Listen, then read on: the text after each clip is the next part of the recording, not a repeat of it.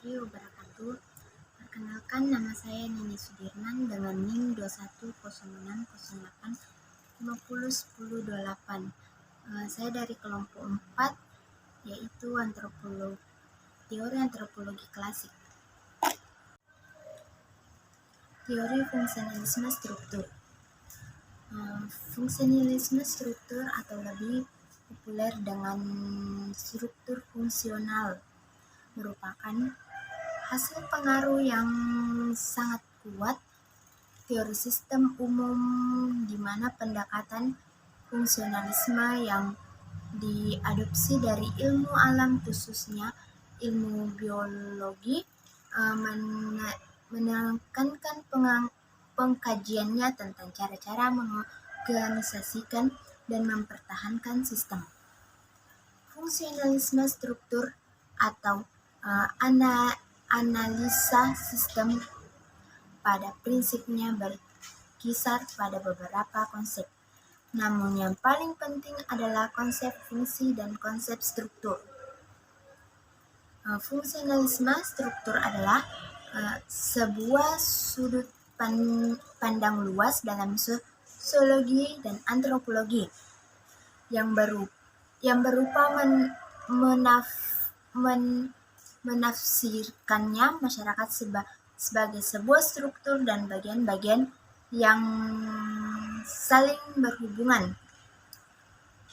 Fungsionalisme menafsirkan masyarakat secara keseluruhan dalam hal fungsi dari elemen-elemen konstitusinya, terutama norma, adat, tradisi, dan institusi.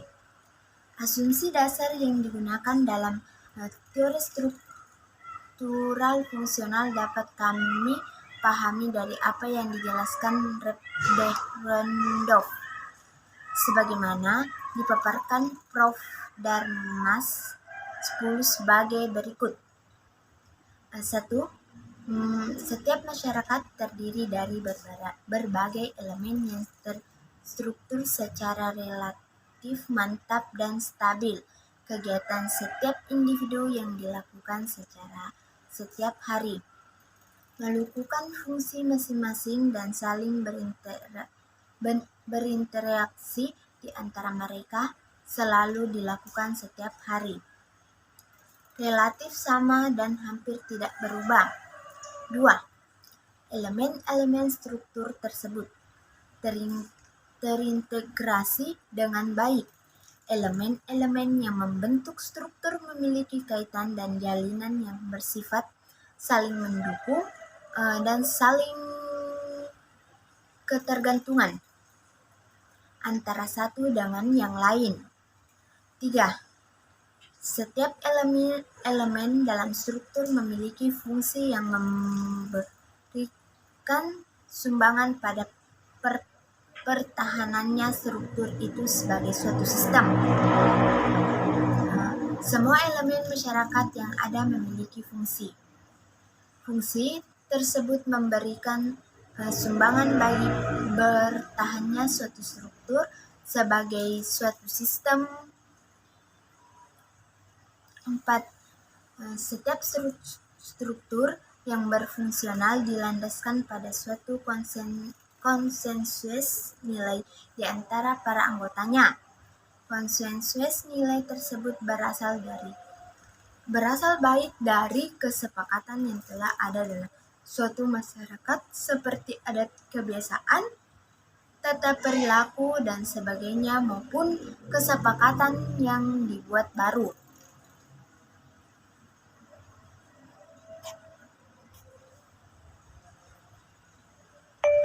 Teori fungsional Defect dan Moir 1945 melihat bahwa pelampiasan sosial mempunyai fungsi karena pelaku sosial dalam sistem masyarakat perlu disebar dalam kedudukan tertentu dalam suatu pola masyarakat. Dalam kedudukan tersebut, pelaku sosial mempunyai tugas dan memperoleh ganjaran dengan cara-cara tertentu.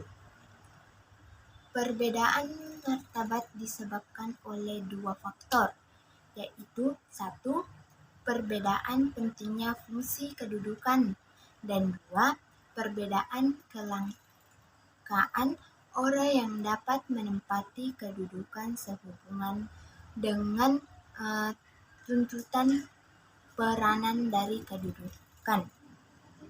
Tiap-tiap struktur sosial mempunyai tujuan tertentu dengan berbagai kedudukan-kedudukan, di mana tugas dari berbagai kedudukan tersebut berbeda-beda kepentingannya. Dengan sendirinya, kedudukan yang lebih penting secara fungsional dalam struktur sosial mempunyai tingkatan-tingkatan yang lebih tinggi.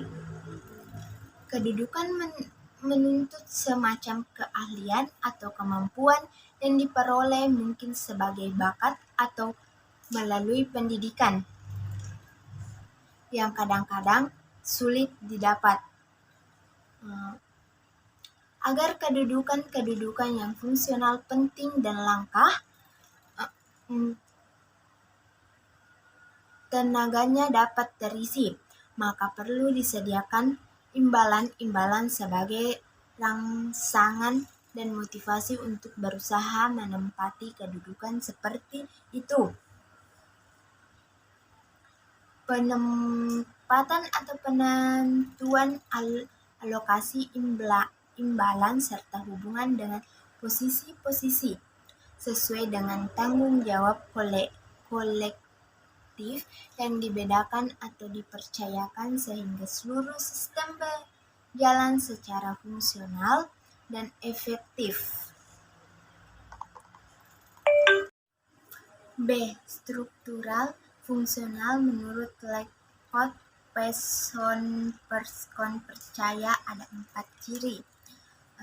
A. Adaptasi. G. Goal attainment, pencapaian tujuan. I. Integrasi.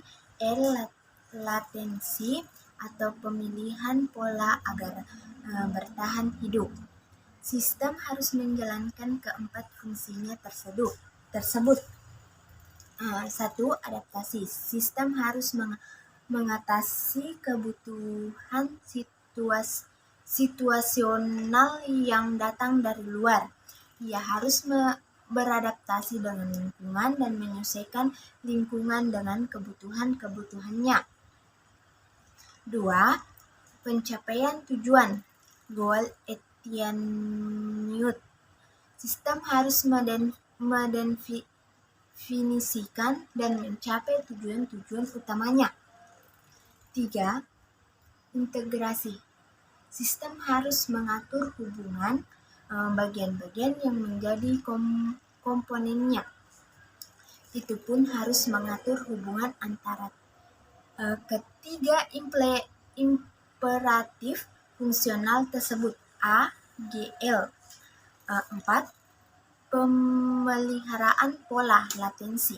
Sistem harus melengkapi, memelihara, dan memperbaharui motivasi individu dan pola-pola budaya yang menciptakan dan mempertahankan motivasi tersebut. Tindakan merupakan alat analitis untuk menganalisis dunia nyata, yaitu sistem sosial. Pearson mendefinisikan sistem sosial sebagai berikut. Sistem sosial terdiri dari beragam aktor individual yang berintegrasi satu sama lain dalam suatu situasi yang setidaknya memiliki aspek fisik atau lingkungan.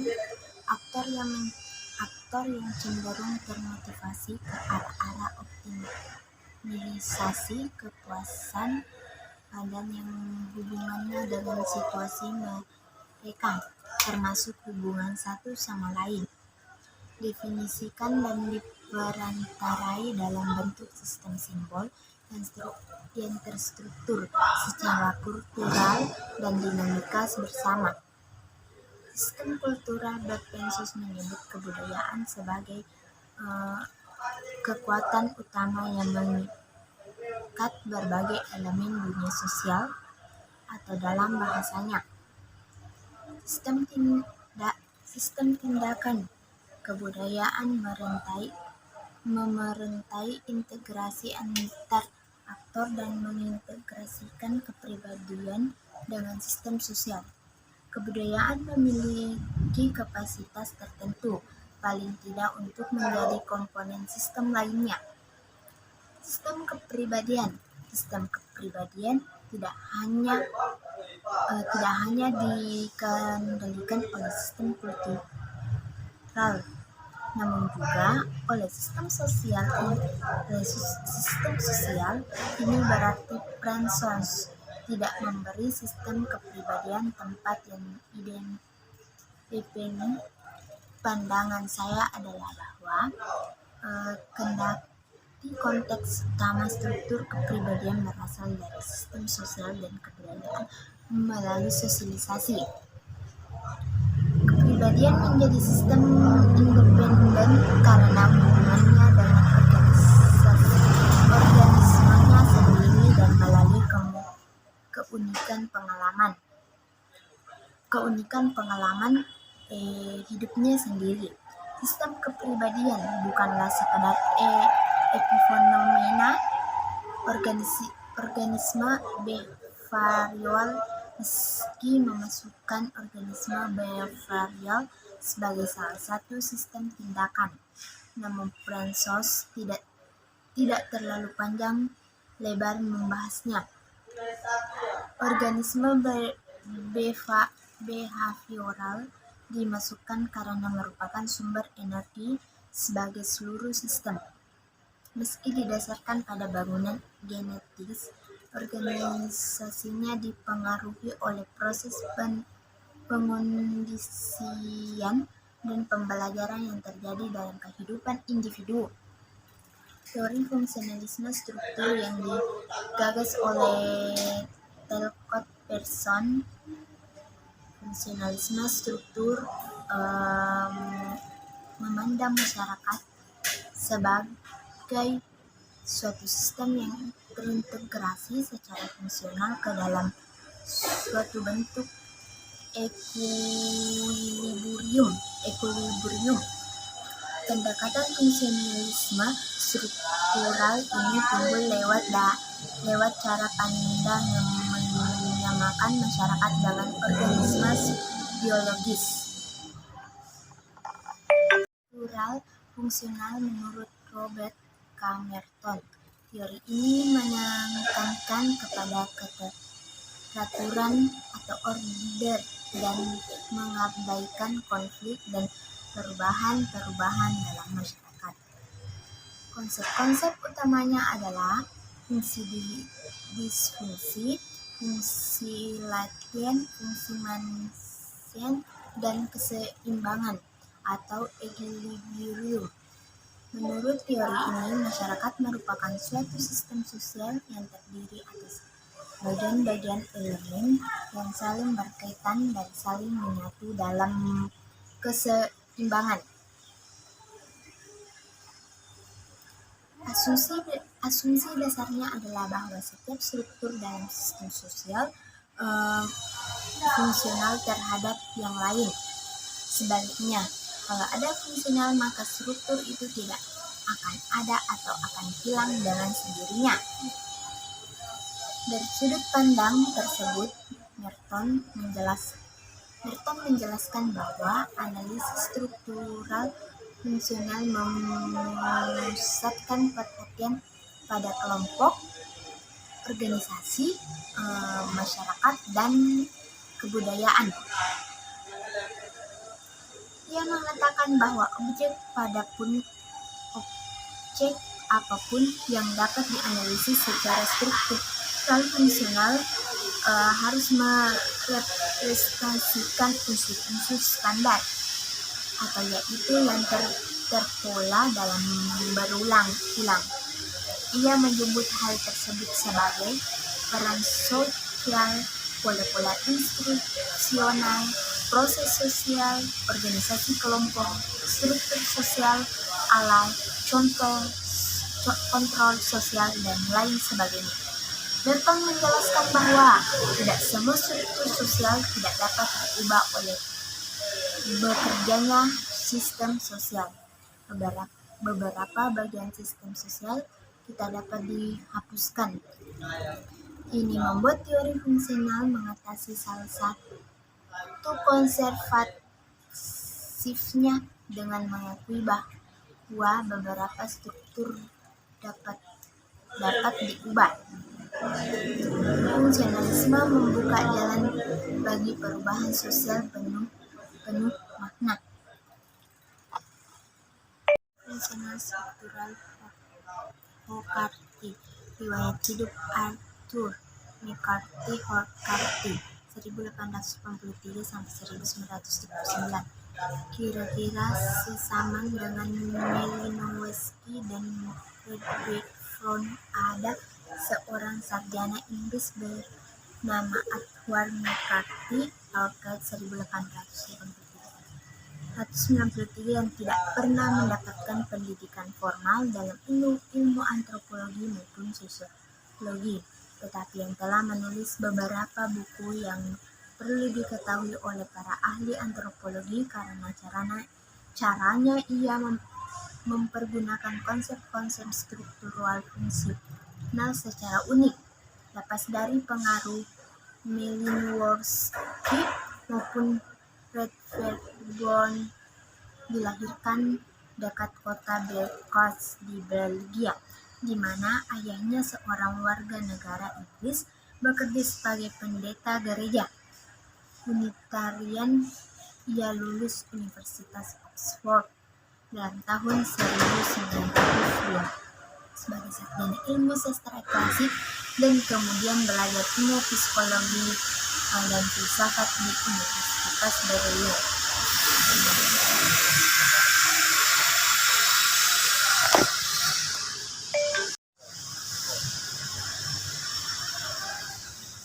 Yang pertama, gagasan dasar, di mana teori ini punya satu perspektif positif. Teori ini mengasumsikan atau menamakan masyarakat sebagai organisme makhluk hidup. Maksudnya, punya organ-organ tubuh yang mempunyai fungsi-fungsi sendiri dan bekerja sama dengan organ yang lain untuk mencapai tujuan bersama. Jadi, pendekatan fungsionalisme struktur ini timbul lewat cara pandang yang menyamakan masyarakat dengan organisme biologis. Kemudian, teori ini juga mempunyai konsep yang disebut fungsi. Pada teori ini, pada dasarnya setiap bagian dalam masyarakat itu fungsional terhadap yang lain. Maksudnya, asumsi dasarnya adalah bahwa setiap struktur dalam sistem sosial fungsional terhadap yang lain. Sebaliknya, jika tidak fungsional, maka itu tidak akan ada atau akan hilang dengan sendirinya.